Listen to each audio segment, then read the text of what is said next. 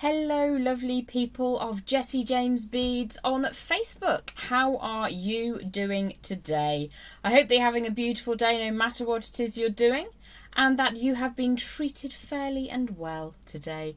It's been a bit chilly and a bit busy here in Blighty. What have you guys been up to?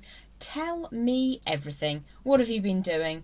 Send me a quick hello so I know that there is somebody there and I'm not just chatting to myself, because I sometimes wonder. You know how it is. You sometimes think you're just going off on one. Anyway, it's my pleasure to be with you here today. If we haven't met before, my name is Jem. I live in the United Kingdom, right in the middle of England, and I'm here with you today on Jessie James Beads on our Facebook page to talk Green Mamba Mini Mix. So just while we're waiting for everyone to come along, I'm going to switch you down to the other view. Addie is in from Pensacola in Florida. Hi Addie, how are you, my lovely? Thanks for saying hello. This is what we're going to be working with today and what we're going to work towards today. So this is the pendant, which can be made either in the short form, like so, or with a lovely extender up at the top as well. And I'm going to show you the full bead mix in a second, but I just wanted to give you a bit of a hint of the project we're going to be working on, which is this one. It sits really nicely on the body. Obviously I've chosen to use quite a big feature bead in the middle there. Susan is in from Maynard in Arkansas. Hello to you, my love. I hope that you've had a beautiful day. What have you been up to? How's the weather where you are in the world? We're in spring, so basically it could be snowing, it could be -40, but then it might not be. It might be really windy or sunny. It could be almost anything and everything every single day. Anne is in. Hello, Anne. How are you in California?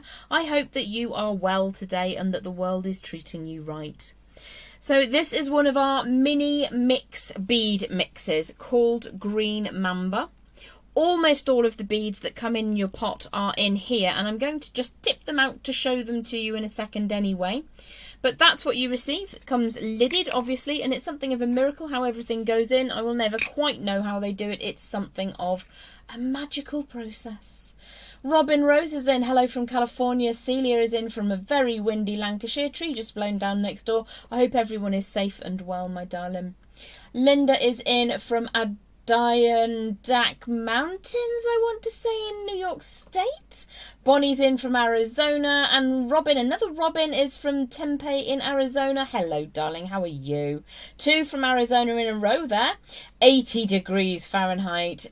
Helped a friend with the grand reopen of his boutique. Now that sounds like my kind of day, Susan. I hope it went really, really well for you. Barbara's in from Kansas City in Missouri. Cynthia is in. Finally got to a live. Hi, Jem. Hello, Cynthia. Thank you for joining us. We're looking at Green Mamba today, which is one of the fabulously stacked mini mixes. Lavita is in from New Jersey, and Anne says she's well, but it rained yesterday and sunny today. Happy days. It's good to have a little bit of variety, I guess. Let's have a look at the beads that you get in a classical Jessie James Beads mini mix. Hi from Newburgh, New York. Hello to you, Helena. I hope you're well. So I have swiped a couple of beads out of this mix already, because I want to use them and I don't want to spend 16 years trying to find them from the mix whilst we're live together. So we're going to be working with one of these Monstera or cheese plant, or Swiss cheese plant in some places they're known as. We're going to use one of those today. We're also going to use one of the most beautiful, fabulously detailed boho Green Mamba mix beads. Gorgeous. You do get a lot of choice in here. We're also going to be working with one of the silver toned pumpkin style beads. Love those, really useful. And down here we've got some frosted beads, and these are really cool because they've got moments which are highly polished and moments which are frosted, and they're very, very lovely. But you've got so much more to deal with. You've got what looks like some shell. We've got faceted rondelles. We've got these giant doohickey fancy shaped beads. Not a doohickey at all. It's a fancy bead. Lavita says it's a beautiful mix. It absolutely is. So we're looking at Green Mamba. I popped a link over there in the description of the video. So if you want to check one of those out, go and have a look. It was available and live before I came to air. So you can see we've also, adding to the drama, you've got some of these little tufty fluffy floral inspired drops, which I adore. as well as glossy black beads. You've got aqua-toned ovals, so much that goes in. And am I going to get it back in? I'm not even going to try. Now, there were a few beads missing from there because I drew them out earlier, because we're going to use those in the demonstration today. So there's some incredibly petite, really beautiful, faceted and AB coated rounds. Now, these are an absolute workhorse staple. So when I get a bunch of these in a mix, I'm always really excited because I know that I can add drama to my designs, as can you. I've also got 3 of those semi-frosted little beads here as well. What size are they? I guess they're about 5mm, something like that. It's one side of that.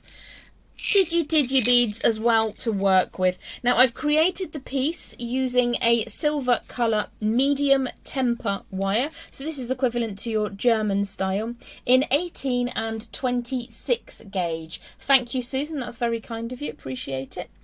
And what we're going to do is learn to create the main segment of this design, adding in the cheese plant or monstera charm drop at the bottom, and then we're just going to add on, you could use whichever beads you fancied, but I've popped some of those beautiful green faceted large rondelles alongside one of the pumpkin spaces to make it a longer drop.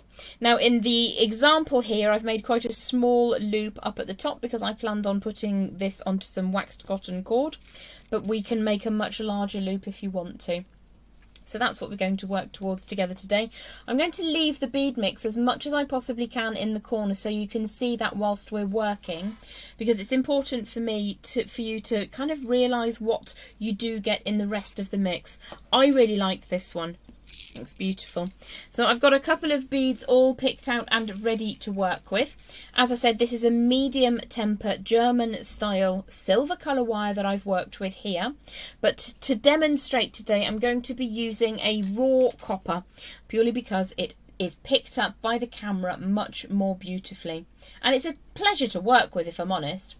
Cynthia says those big frosted green beads look like Nepal beads. They are really beautiful and will draw attention by others to your piece. Trust me. Let's have a look. Absolutely, they are gorgeous. Really, really beautiful. So we've got some frosties and we've got some glossies. And the beauty... well, actually, what I particularly enjoy about a mix like this, not only do you have a variety of colours, and I'm just going into crazy designer mode, so you'll indulge me for a hot minute if you will, please. What you get with a mix like this is textures, and I don't mean necessarily physical textures, but you've got some ovals in an aquatone, and these are smooth polished. You've got a different texture altogether with your natural shell beads. They will have been colour enhanced, but you get a really sultry effect over the surface of those. You've got the matte buff texture on these green Mamba beads, which gives you, the way it's been buffed to a matte finish, it gives you a really sparkly, quite glossy and beautiful effect finish. But again, that's not smooth at all, that's quite rough. And then you've got some beautiful facets to work with as well. How do you know what kind of wire you're buying? If you buy the Bead-along wire in the little packs, it will tell you on there whether it is a German style medium temper or if it is indeed anything else. Honestly, for this design, I've demonstrated the piece in a medium temper German style. The wire I'm working is a half soft. So pretty much, as long as you're going with the gauges that we're talking about, which is 18 and 26 gauge, you're going to be fine. With regards to the 18 gauge, I choose this because it is a durable size, but it is workable for people who are perhaps newer to working with wire.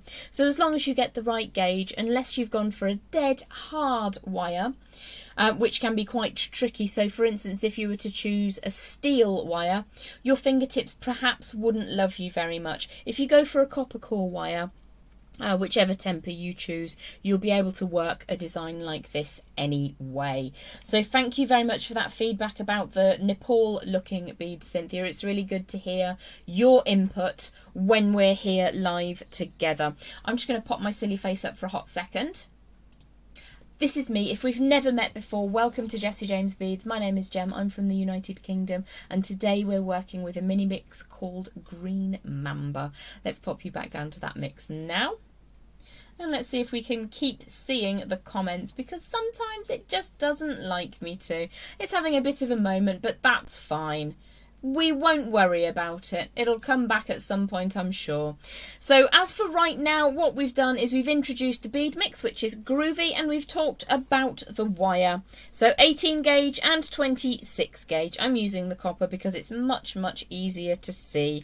Now, you could work in a couple of shorter lengths if you wanted to. However, I find that working in the minimum number of lengths of wire is helpful to the longevity of your designs. So let's just pop that piece up to the top. It's going to be sideways, but I'm sure that'll be fine. And what we're going to do is start by making the central section of our design. So if you've never worked with wire before, don't be afraid. I'm just going to show you quickly the tools I'll be using today. A good quality pair of cutters makes all the difference. These are flush cutters. And these are from Bead. They are exceptionally good, and they work up to around about a 2mm wire gauge. What's that in gauges? It's about a 12 gauge, I want to say, but I'm not 100% sure. I'm also using my bent chain nose pliers. Now, these are basically any flat and smooth surfaces on the inside will work. The reason I like to use the bent ones rather than the straight ones like so is because I can hold the work from underneath, and it's easier for me to demonstrate to you. You can work with bent chain nose or you can work with chain nose. So this again is your chain nose plier. It's a tapered tip, but those two sides that come together are smooth, and that's key. When I first started working with wire, I had absolutely no clue, and I just used tools from the local garage supplies store, and they had ridges, and I ruined my wire constantly. So the next thing that I'm going to show you is the round nose pliers. Super easy to get hold of, really, really nice tapering conical design on both sides. You can get a huge variety of pliers, but these are the ones I work with most often. You will need cutters, you'll need pliers with a flat surface, and you'll need some rounded pliers as well, just to help you get on. There are other tools that you can acquire on the way if you get excited by wire. So the first thing I'm going to do is show you the length of wire I'm working with. It's about 15 inches. It's more than we will need, but it's easier for me to just kind of keep that all in one go. Now, I've warmed the first couple of inches of wire just to get a nice fluidity. You get heat into the wire, it becomes more pliable for you. So probably around about 1 3/4 inches from one end, I'm going to turn a right angle bend. So we've got a little right angle, 90 degrees away there, and all I'm going to do to begin with is a simple wrapped loop. Now, if you have bail making pliers, you can use those to make much larger round forms up at the top, but for me, what I'm going to do is just use the lower part of my round nose pliers. I'm going to pop those onto that angle that we took away and just rotate that around until I start to get a shepherd's hook looking, a shepherd's crook looking shape like so. So there's the first half of my round shape that we're working towards, and then I'm going to draw that tail all the way around. Now, with the wrapped loop, I do want it to sit at the end of the wire. So if you imagine the long tail is coming up and through, we want that to be centralised on the end. So what I'm going to do is just very, very gently open and close my flat facing pliers over the surface of that round form, and then I'm going to draw the tail that we pre-warmed around, probably just twice, if I'm honest. There's not a huge amount of weight in this project. Draw that all the way around so that it comes like a coil around the long neck of the wire that we have, with all the rest of this down the back. So the next thing I'm going to do is just trim away that excess. So you could have started 1.5 inches from the end and you would have had plenty, but it's easier for me to teach you how to do this so that we get the perfect circular form with a little excess. So I'm just going to give that a little open and close, and I'm only opening and closing on the circular part, not anywhere where the wires cross over. And then all I'm going to do now is just tidy up those loops, those little coils that sit around the neck of the wire, to make sure they're super neat and tidy. So the next thing that I want to do is turn the loop so that it is at 90 degrees. If you imagine you're going to wear this on the neckline, what we want to do is have a look at it in its final position. So on one side you'll see there's a cut section of wire coming towards you. So if you flip that over, you can see it looks much neater. So we're going to designate that be the front of our design. And if I just grab an extra piece of scrap wire and pop that through the loop, you can see why we need the loop in this orientation, so that it sits on the neckline. You can pop it onto a chain or a ribbon or whatever you want to wear it on. So we're now going to drag the wire all the way along until we get to the very far end. And we're going to pop in our first feature bead. Now, if you wanted to use one of the fancy beads, you absolutely can. When you're working with glass or crystal beads, you need to be incredibly respectful of them so that you don't scratch them. So if you wanted to use a fancy bead for this design, you absolutely can. That will just slide all the way along up to the top. But I really like the look of these boho. They're beautifully detailed beads. And what you need to do is make sure that your wire is straight so that it goes up the centre of your chosen bead. It goes onto that 18 gauge perfectly beautifully. I just had a bit of kinked wire at the end. So again, I'm checking to make sure that this is the beautiful side of that coil that we're looking at. I'm just going to try and see if I can get those comments working again, just in case there are any questions. But do bear with me if I don't respond to you immediately. It's simply because I cannot see. There we go. Okay, so what we're going to do is allow a little bit of space either side of your feature bead. We don't want it to be too tight before we make the next bend in our wire. So what we're going to do is have a loop that goes in the opposite orientation. The first bead you're using is so unique and I want some. These are gorgeous. You get 2 in your green Mamba mini mix. All you'd need to do is add those to some head pins and you've got some beautiful earrings. Designing on the fly, pop one of those beneath as well. Tiny section of wire, they're beautiful and the colours just go so well. All of the colours in the bead mix blend equally well. Maria is in. Hello, my darling. I currently can see comments, so let's all have a mini celebration, shall we? So what we're going to do is to create our next loop in a slightly different orientation, so that what we are going to do is add on, I've forgotten what it's called, it's a monstera. What size are they? Let me just grab my ruler, pop one on there. Gosh, they're about 1/2 inch, you know, around about 1/2 inch from one side to the other. So they're quite large beads. So what's that, about 13 mil, 12 mil, something like that? They are lovely, really highly detailed. If I bring that up towards the camera, what will happen is that they will go blurry because the focal length is set to where my hands are at. But you can see some of the detail that you get on these gorgeous, gorgeous beads. Really, really beautiful detail on them. And yes, you're absolutely right. Ooh, look at all that green, says Maria. Yeah, it's a beautiful collection of different greens blending perfectly together. So much fun to play with beads. So we're going to take our next loop in the opposite orientation to the top loop. And the reason this is slightly different to the one that I've worked on before is quite simply I can't remember. Honestly, I can't remember why I did it that way round. Oh, I did it that way round because I wasn't sure what type of bead I was going to put up at the top, and I wanted to show you how you can alter the use of a piece that you make by adding in an extender bar. That's why I did that. I've slept since I made this, so full disclosure, that's what happened there. So yes, if you want to, if you did end up accidentally with the orientation of your loop on the same plane in this direction, you can absolutely add in the extender to swap that over. So it's entirely up to you. Don't panic whichever way it goes. What we do need to make sure that we don't do is squish the bead up too tightly. We need to give it a little bit of space because we're going to add some swooshes of wire all the way around. So I'm going to add a tiny bit of warmth just down here at the bottom beneath our feature bead, just warming up about 1.5 inches of wire here. Cynthia says, wow, this mix is really gorgeous mix. I'm getting me one. Good for you, my love. They are absolutely gorgeous. Link is in the video description. Again, the reason I use the bent chain nose pliers is because I can hold the wire like this. And what I will do is I'll make this. If you wanted to create this design without the extender at the top, your loop will need to be in the orientation that I've discussed with you. So that's what we're going to do. We're going to stick to plan.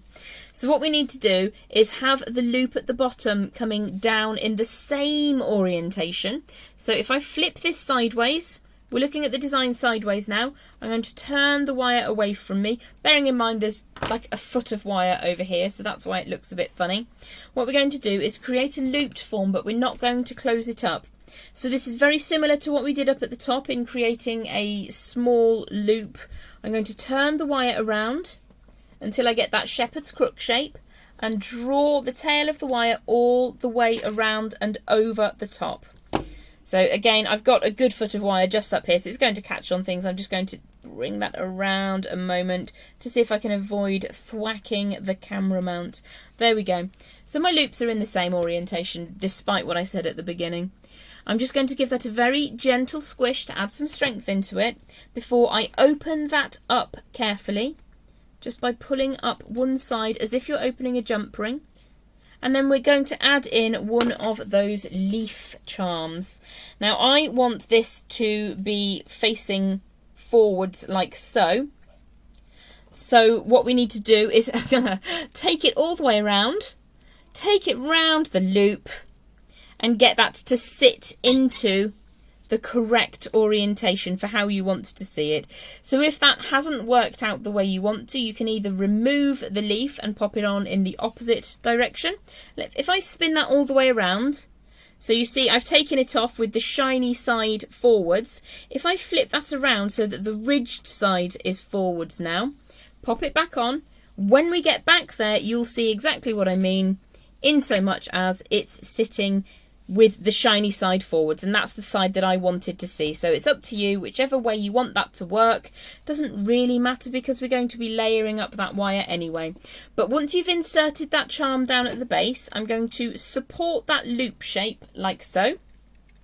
And what I'm doing here is I'm not squashing the charm hook, and I'm not squashing where the wires cross over. And what I need to do is bring this tail of wire around that central core a couple of times. So I've just got to move that up slightly until we get it to sit like so. And there we go. So if I just draw that around to the front and bring that tail of wire out to the side again, I'm just straightening it out again. You can see that we've added our leaf charm down at the base. Now the next thing I want to do is to create this halo effect that makes a frame basically for our feature bead. What I might do is take the wire around one more time just so that it looks equal to the one at the top. If you're big on symmetry, that might be important to you. If you don't care, then that is also fine. Bringing that tail of wire all the way around, trying not to dislodge literally everything within 3 miles. There we go. So I've got my charm sitting down at the base of the design, but I've got a huge tail of wire to work with. So I'm going to just draw that over until it sits in a way that makes me happy.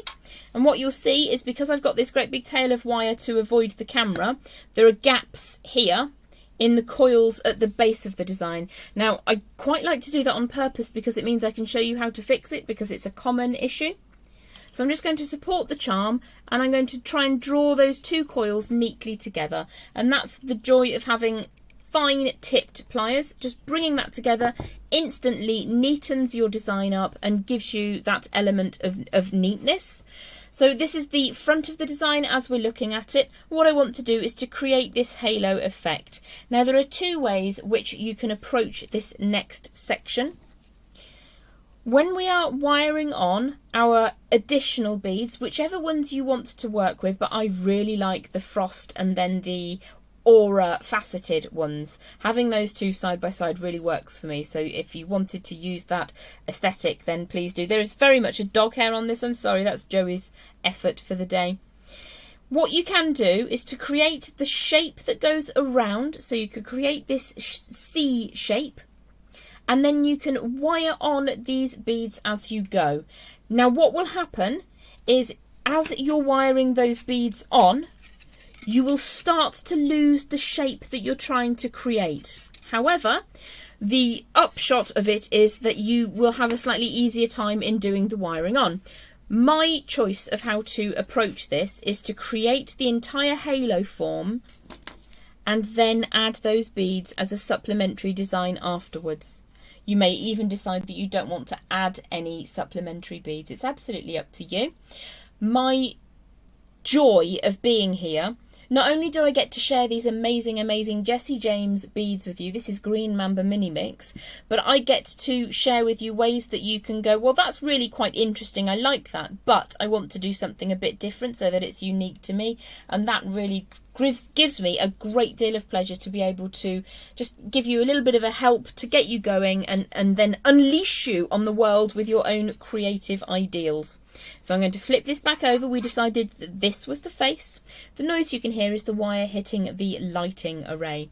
So we're looking at the front. What I'm going to do now is create a nice curved shape to form a halo around the first side of our feature bead. Thank you, Lavita, that's really very kind of you, I appreciate it.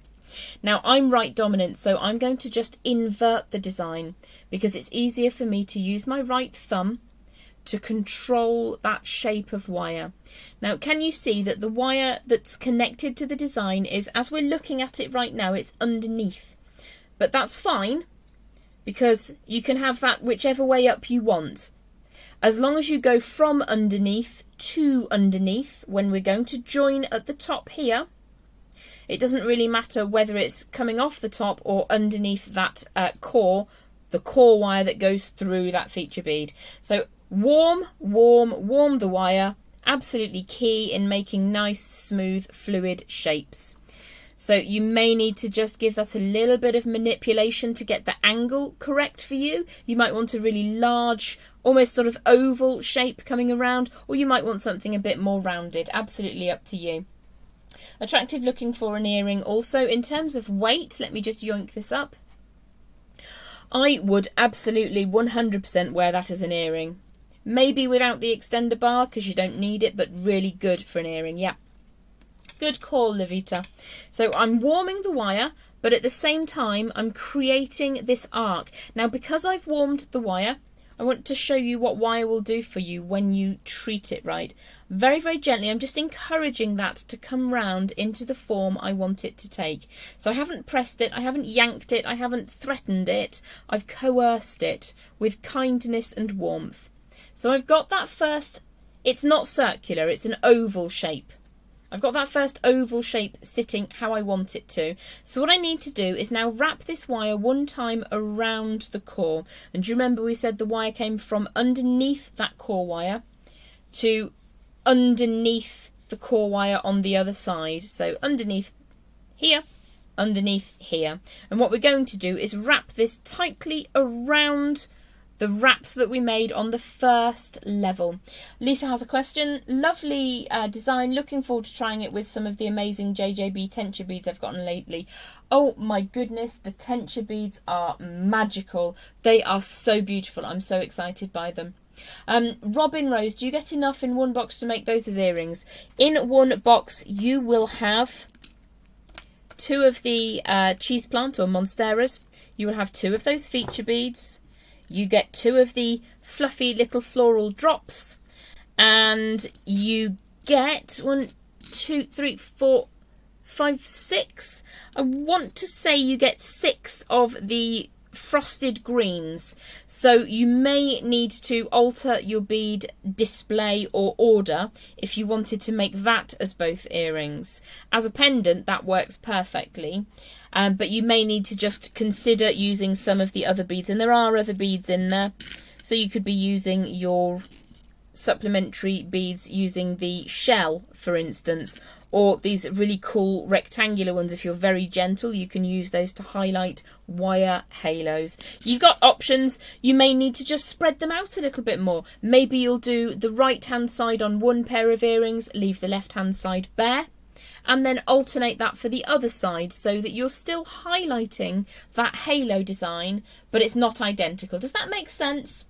Patty, hi Jem, sorry late but beautiful as ever. You are very kind. Thank you so much for being here. I appreciate it. Robin Rhodes, okay, thanks. Excellent, thank you very much. So we're going to move on to the next stage, which is to wrap our second little coil around this core wire. So from underneath to underneath, I'm going to hold this very, very firmly, gripping the end of the design there, and I've got to bring the wire all the way around. Now it looks a little bit awkward because I've got a camera to watch out for. You won't have to worry about that. And what I'm going to do is now tighten that up carefully and gently, Very, very small and soft movements just to draw that wire as close as possible to the wire beneath it. Now again, I'm right dominant, so I'm going to flip the design over and we're going to see what that looks like on the top. So that's quite a wide shape that we have made around the edge of our feature bead, which is absolutely fine. You can make it as narrow or as wide as you want to. What I would say is I want to reflect that size on the second half of my design. Again, if you do have coils in your design, you can see this wrapped loop here, there's a slight little bit of air space there. I want that to be quite neat and tidy, so if you just gently give that a very, very soft little squish, it will look immensely much neater very, very quickly. So again, I'm going to warm through the next couple of inches or so of wire that we're working with, and as I'm warming that, I'm starting to get the wire to curve around. Let me just bring that up slightly. Good alternatives. Yeah, absolutely. It's really nice to be able to play around with the designs, and sometimes you can think of symmetry in different ways. So whilst you'd have one earring with just one side, the other earring with just the other side, yes, they're not the same, but they are symmetrical once you've put your head in between them, if that makes sense. Cynthia says, I have lunch with my daughter. Love you, Gem. I'll watch this on repeat. Have a beautiful weekend to you and all that are watching. Hugs and smiles. Thank you for popping in, Cynthia. We will absolutely be waiting here for you on the replay whenever you're ready, and enjoy your lunch with your daughter. So again, I'm just very, very carefully stroking the wire to encourage it to do what I want it to do. Now I've got that first half of the arcing shape done. If I put some warmth into the remainder of the wire just here, I can basically just draw that tail up and over, and I can get the same size and shape design on the other side. So if you warm that wire, it will work for you. So this is quite a broad oval, as I mentioned before. The one that I made earlier is a slightly narrower oval, so you can play around with that design.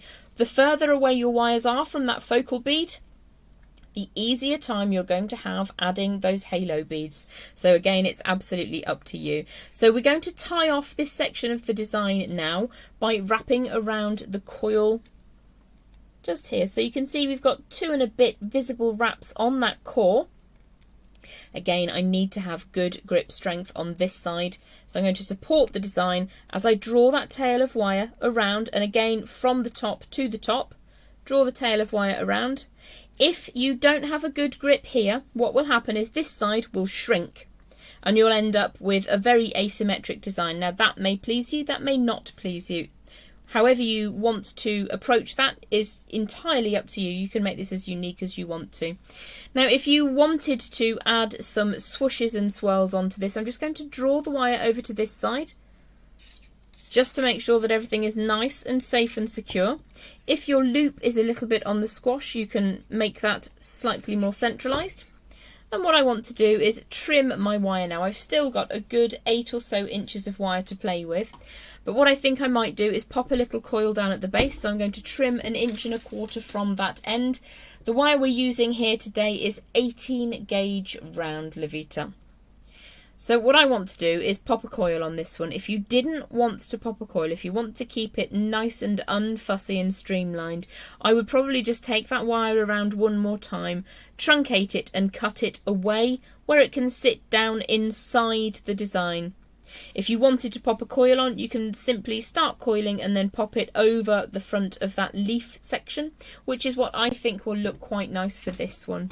So let's grab the tail of that wire with the very tips of my round nose pliers and start rotating those around. So once you get a circular shape to begin with, and small movements are better when it comes to creating coils, we're going to grip and push the coil into my non-dominant forefinger. Small movements will give you neater coils. When you get more adept at it, you can slightly hurry it along a bit, but I find that a lot of people ask me, how do I get my coils so neat? It's just taking time. So I'm drawing that coil until it sits centrally beneath our focal bead, and I'm just going to push that down over the loop. So you can see we have a version of the piece that I made by way of demonstration. We're now going to add in a lighter gauge wire, and I'm just going to give you a basic idea of how you're going to add these supplementary halo beads on. So I had them here, they are just in one of the pot lids. So I think I'm going to start with one of the teeny tiny faceted and then go for one of the green frosty beads. And what you will need to add on is probably about 12 inches of wire to get you all the way around and over the top down the other side. Now, if you are only going to do one side because you're making earrings, I would still recommend using 12 inches of wire, purely because it's better to have too much than too little. This is 26 gauge.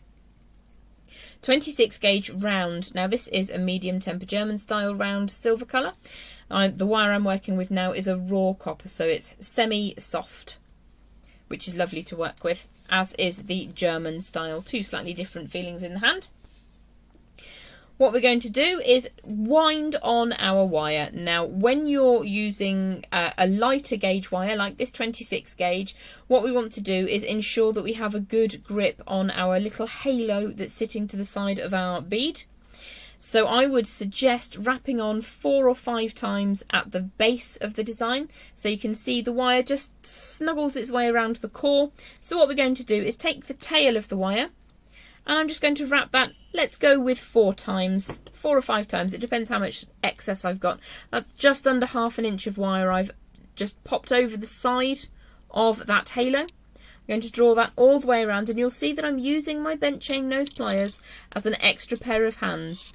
It's easier for me to do this for you because you can see where the wire is going. If I put my chubby little paws in there, you won't be able to see exactly the detail of things that are happening. So once you get to the very end of that wire, I'm just going to scooch those coils up neatly. Scooching is not necessarily a technical term. Now hopefully you can see that on the end here there's a tiny sticky uppy bit. You can, because it's a slightly different colour. Even on a small feedback screen I can see that the very end of the wire is sticking up. We don't want any sticky uppy bits. So what we're going to do is smooth that wire down by rotating the pliers around. So rotate the pliers around the wire until it sits down neatly. And then hopefully it won't catch on anything, because if that catches on your hair it can be quite uncomfortable, especially if you've had a gin or two and you're taking your earrings off at the end of the night. You don't want them to be caught in your hair. So what I've done is I've pushed that coil of wire all the way down so that it sits behind the coil, or that it sits adjacent to where all the metal is clustered at the base. You can see it just here, right at the base of the design. Susan is fascinated. That's really kind of you. Thank you. I hope in a good way. So now we have a good grip on our halo of wire, and we've got a nice long 12-inch tail of wire coming away to one side. So I'm going to start with one of those glorious AB coated faceted rounds. They are so tidgy. They're beautiful. That's going to go on the wire beautifully. Now, if you wanted to use a slightly heavier wire, you absolutely can use a 24 gauge, which is equivalent to 0.5mm in the UK, and that will work equally as well. The only proviso is that your beads of choice fit on the wire of choice. So what we're going to do is push that tiny little bead against the halo, and I've drawn it away from the base just so that you can see that slightly better. And what I'm going to do is to support that bead against the halo design, take the tail. Now our wire came across the top of that halo, so I'm going to draw the wire all the way around so it comes up inside the halo from underneath. Let's just give that a little bit of help and then pull that firmly into position. What I will then do is wrap 3 times between each bead. Now you can absolutely use whatever number of wraps you like. When you're starting off with a lighter gauge wire, you absolutely do need 4 or 5 wraps to get a good solid grip. Between the beads, it depends how many beads you've got. If you bought 2 pots of this, you could use as many beads as you wanted. Entirely up to you. Or you could add in different beads from your stash to the green Mamba. So what we're going to do is now circle 3 times around that halo wire, and just make sure that that's nice and neat and tidy. So that's 2 wraps around the halo, and then I'm going to draw that third one. Now what you'll see is the wire will get tense as you're using it, so I'm going to very, very carefully just coerce that to wrap neatly around. Now those coils aren't very neat, so I'm going to use my fingernails to push them together, and then just very gently a tiny bit of tautness on the end. So I've got 4 or 5 wraps to cast on, as it were, if you're a knitter. Add a bead, 3 wraps in between, and then I'm going to alternate between the tiny faceted AB coated bead and the slightly larger frosted green. These look for all the world like sea glass. They're beautiful. Zip line that down into position and sit that side by side with the first bead. Again, I'm going to pinch the bead I'm working now against the wire, against our halo of wire, and draw the tail up and around. So you can see that I've got a tiny kink in my wire, and it's just where it's slightly work hardened, because as usual I'm working with bits of wire that have perhaps done a couple of duties. They've done a couple of tours already. So that's 2 around the halo, bringing the tail up inside the halo, and then you can just give that a very, very gentle push until I've got my 3rd wrap.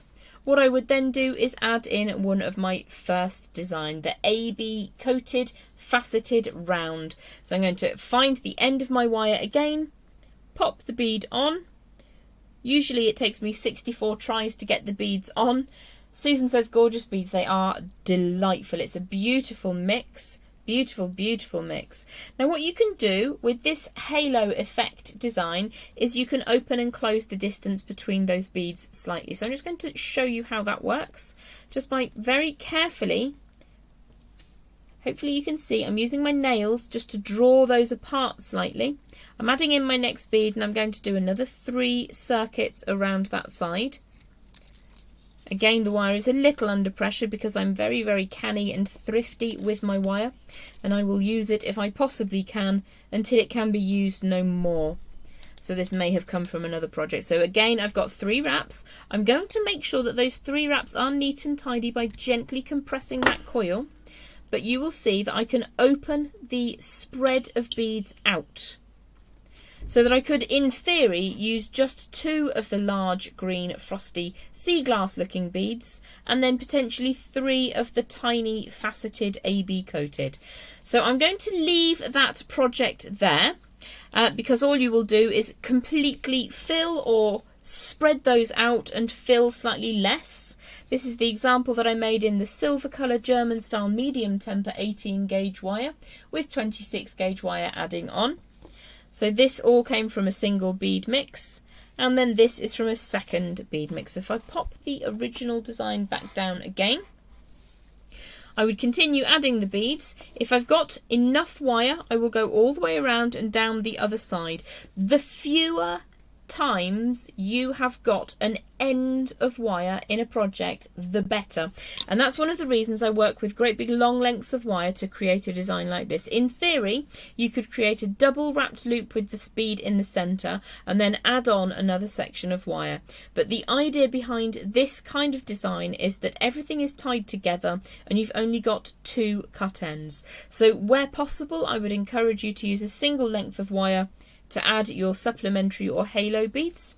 Now, if you decided that you wanted to add a further drop, it's a very easy process. Do you remember we cut away some wire earlier on from the end of this design? Well, there's plenty of wire here to work with for the next section. So I'm just going to take that long tail of fine gauge wire and just hook it up out of the way for a moment, and I'm going to show you how to make a little extender drop. So this again is 18 gauge round. I'm working with raw copper because it's easier to see. You could work with German style 18 gauge round. So this is around about 6 inches or so, and it's more than we need. But your whole project didn't take a huge amount of wire anyway. It's not wire hungry and it's not time hungry. The reason that it takes time is because I like to explain everything about 4 times and what to do in case of scenario type thing, just so that you can approach jewellery making with confidence. Certainly with wire anyway. If you've not worked with it before, it can be a tad daunting. So the first thing I'm going to do is to create a wrapped loop. Now for this one, Leah says I really like the coil on this one. I like the coil on this one. So you've got choices. You can have flourishes, you can have clean lines, whichever way you want to do it. It's absolutely up to you. I kind of like the coil. Levita says, looks like the moon and satellites. Absolutely. Yeah, it's very much inspired by what I see around me in nature. And yeah, my son is going to go to university in a few months to study astronomy. So it's kind of on my mind. So we've got around about 6 inches of that 18 gauge wire. if I'm using this as an extender bar, for instance, if I made my top loop in the wrong orientation, or if I made my top loop too small to allow a chain to go through it, we can fix that problem by adding in an extender bar. Good evening to you, Margaret. How are you, my love? I hope all is well in Edinburgh. So what we're going to do is to start with a really oversized large wrapped loop, and that means that we can accommodate almost any threading material. So 2 inches from one end of that wire, I'm going to pop on a right angle bend. If you have bail making pliers, fantastic. If you don't, you could always use a marker pen or a pencil, depending on how large you want the aperture to be. So if I show you with a marker pen, it's going to show you really the ridiculous end of the scale. What we're going to do is just wrap that wire all the way around your round form, whether it be multi-bail making pliers. These are very, very cool, worthwhile having. The 2-step bail makers I use all the time as well. Or you could very simply use your round nose pliers, whichever way you want to go. You've got a nice round form to work with, and we're going to create a wrapped loop. Now we've got a small tail of wire here to work with. That's absolutely fine. We only need that to be secure. So I've taken the tail all the way around and it's coming back on itself. If I tip that up, you'll be able to see the journey it's taken. Cold here for the past week, Jem. It's been up and down here. One day it's been super toasty and we've all been going, gosh, it's warm, spring has sprung. And then another day, it's so windy on the way home from work. Today I almost got blown over. So I'm going to use my pliers now to take that tail and push that slowly and carefully around that long core.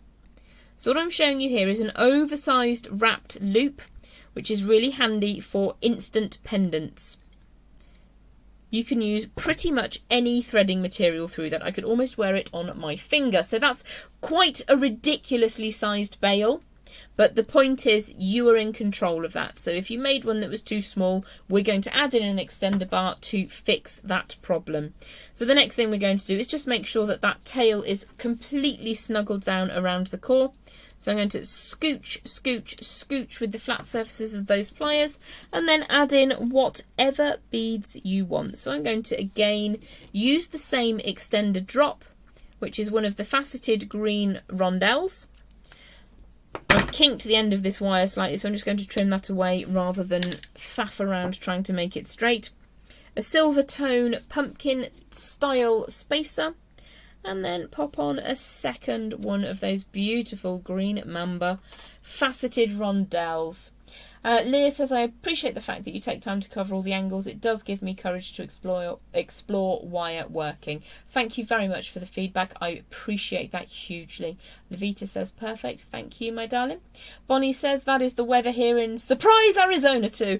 I like that. I'm going to forever think of Arizona as Surprise, Arizona now. So when you're adding an extender bar, if you're adding it because you got your loop wrong in your original project, then you need to think about how you're going to be putting the second loop at the bottom. So this is the loop that we're going to use to thread onto our necklace chain or whatever we're going to use. And we're just going to take a second to look at the link we're going to be creating. So my loop at the top of my pendant design is in the same orientation as the one at the top here. That means I need to make a sideways bend at 90 degrees to what we're adding into. So I'm going to pop those pliers against the lower bead, again being super respectful of glass and crystal beads. I'm using the curved side of my pliers just to hold that very, very carefully. And I'm also using those pliers to generate a space. If I remove the pliers, you'll see that there is a space between that bend and the lowest bead. So now what I'm going to do is to create a really small loop. So pulling those beads back away from the pliers so I don't hurt the bead. I'm going to create quite a tiny loop. Small moves. I've got my shepherd's crook shape, pop the pliers back in and then draw the tail up and over. So by comparison, if I just flip that sideways, huge loop, small loop. Margaret says, loving the colours. They are beautiful. Green Mamba is fabulous. We'll have another look at that before I go. So when you are creating your extender bar up at the top, if this is the orientation that you're going to be wearing the pendant that you're extending in, which it is because there's the loop, what you need to do is look this is going to be the front of the extender. So what you have to do is turn this upside down. So we're looking at the back of the extender. We're going to link that into the loop at the top of your pendant, and what will happen is you'll flip that over, and that's how you will end up with a mismatch if you don't have a bit of a think beforehand. So tiny loop goes into regular sized loop at the top of the pendant, and what we're going to do now is just close that off in exactly the same way as we have done the rest of our wrapped loops. I'm just closing that up for a second, very, very gently supporting across the loop, and then taking that tail all the way around. Now, you can take the tail all the way around to the back and cut that away, but I want to show you something else which is really cool as well. So imagine you've taken that to the back, you've cut it away, and you've snuggled that down. It's invisible. You've added an extender bar. What I'm going to show you is how to make a little bit of a trick. So I'm going to just tidy up that loop very, very carefully, push that down neatly. We're going to again check to make sure that we're looking at the front of our design. So what I'm going to do now is pop another coil using this tail of wire. So I just need to bring that back ever so slightly. I think I might trim off to around about 1.5 inches, so it's only a tiny amount we're taking away.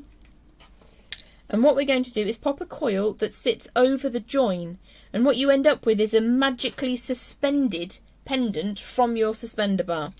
So again, with coils, take your time. Start rotating with your round nose pliers until you get that round form. Let me tip that up to show you. And then switch back to your bent chain nose or your chain nose or your flat pliers to start drawing that round. Now I'm pushing that coil into my non-dominant forefinger because it allows me to control how that coil forms. I'm going to keep drawing that until it sits at the front of the design. You might need to be a little bit sturdy with that because it gets a little bit tricky to hold. So just bring that over the front of the design and then push it over the connection that you've just made. So you're kind of cheating, you're hiding the connection, and it looks like your lower part of your pendant is simply suspended. You can't see where it's joined. I think that's kind of cool. You could use a chain or a beautiful ribbon, you absolutely could. When you've got the point of me making such a hugely oversized extender bar is just to prove why you would want to do that and how it can rescue you sometimes.